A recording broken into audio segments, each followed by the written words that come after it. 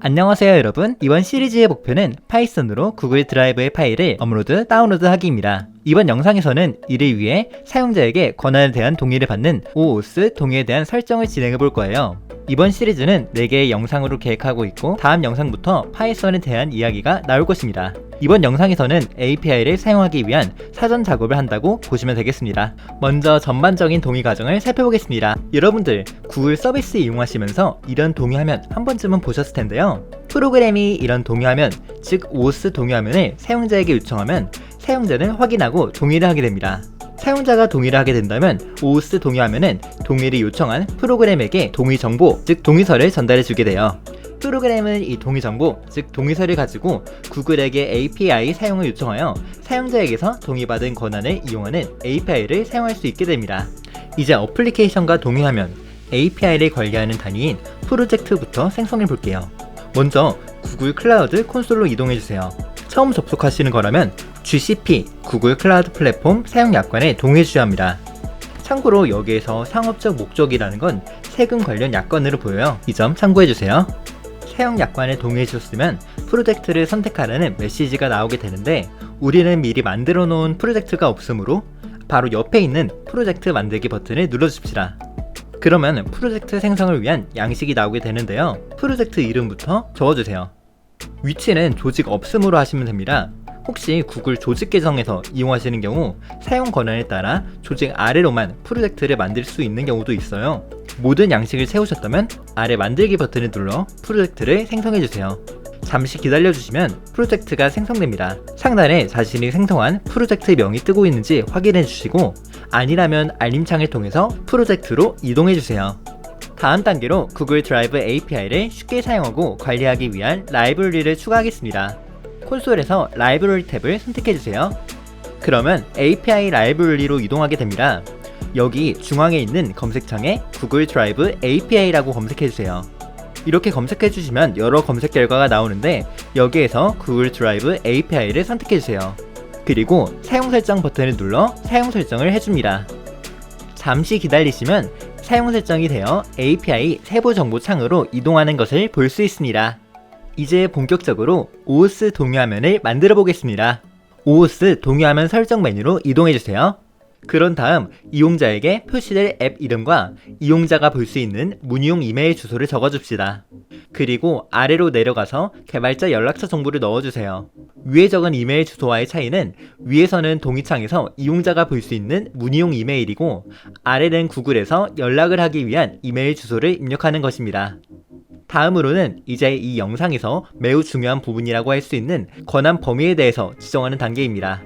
권한 범위, 스코프란 이용자의 계정 데이터에 접근할 수 있는 권한으로 이용자의 이름, 이메일 주소 읽기 권한, 이용자의 구글 드라이브의 모든 데이터를 읽기 권한, 또는 이용자의 구글 캘린더에 일정 추가하기 권한 등이 있습니다. 앱, 프로그램이 해당 권한을 취득한 경우 프로그램은 허가받은 범위 안에서 이용자의 계정, 데이터에 접근할 수 있어요. 권한 범위에 따라 제약사항도 존재하는데요. 권한 범위가 이용자의 계정, 데이터에 끼칠 영향을 생각하여 권한 범위에 따라 등급이 나눠져 있습니다. 그래서 이용자에게 미칠 영향이 클수록 실제 서비스를 위해서는 까다로운 심사를 받아야 하는 등 여러가지 제약사항이 많아지게 됩니다. 하지만 사전에 등록한 사람만 동의를 할 수 있는 테스트 모드에서는 예외입니다. 개인적으로 공개적으로 서비스를 하지 않는 이상 테스트 모드로 사용하시는 것을 추천드려요. 민감도 등급은 비민감, 민감, 제한됨으로 등급이 나눠져 있으며 등급이 높아질수록 제약사항이 많아집니다.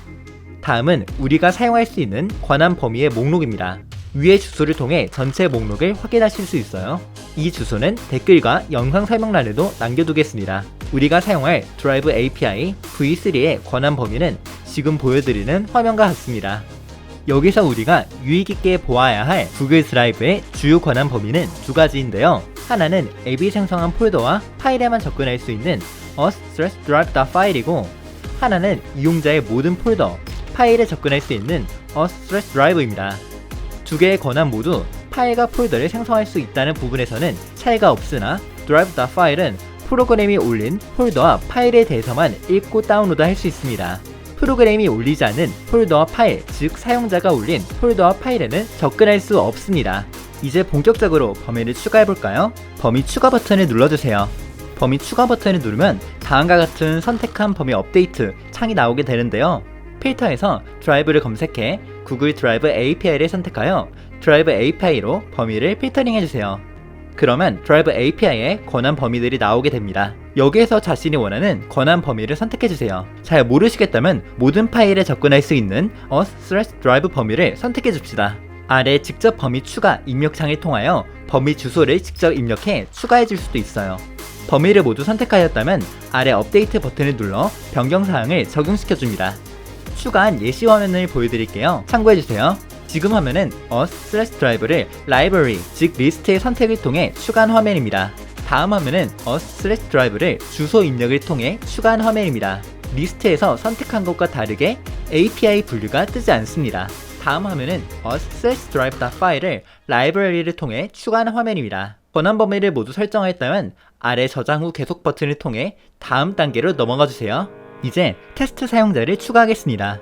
테스트 사용자를 추가하는 이유는 테스트 모드에서는 사전에 등록된 테스트 사용자만 동의를 할 수 있기 때문이에요.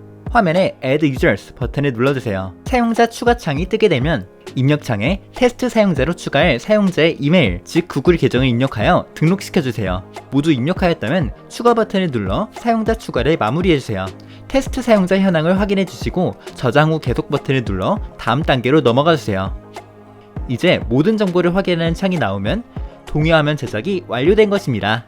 이제 우리가 만든 OOS 동요화면에 대하여 실제로 이용자에게 동의를 받기 위한 화면을 얻기 위하여 인증키를 받을 것인데요. 자신이 만든 동요화면을 표시해달라고 요청할 때 인증키로 자신이 개발자임을 증명하면서 요청하는 것입니다.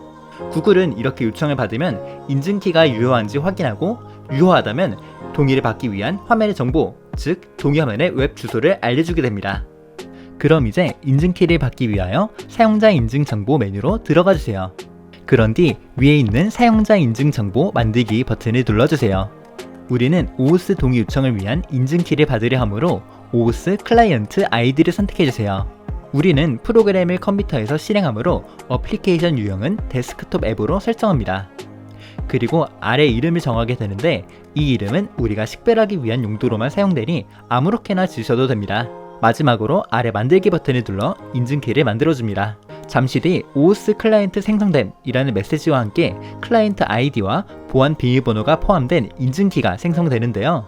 관리하기 쉽도록 아래 JSON 다운로드 버튼을 눌러 인증키를 JSON 파일로 다운받아주세요. 자, 그럼 목록에 조금 전 생성한 정보가 보이며 등록이 완료된 것을 확인할 수 있습니다. 나중에 이 정보를 눌러 인증키를 다시 다운받으실 수도 있습니다. 이제 OOS 동의화면을 열기 위한 인증키도 받았으니 다음 영상에서는 파이썬 프로그램에서 이용자에게 OOS 동의를 받는 방법에 대해서 알아보도록 하겠습니다. 그럼 다음 영상에서 뵙겠습니다. 감사합니다.